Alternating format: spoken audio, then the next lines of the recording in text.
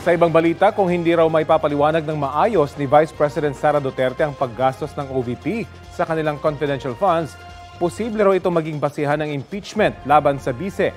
Sabi ni House Committee on Good Government Chairperson Joel Chua, dapat mapatunayan ng OVP na makatwiran ang paggastos ng 16 milyon pesos sa loob ng 11 araw para ipambayad ng renta sa mga safe house noong 2022.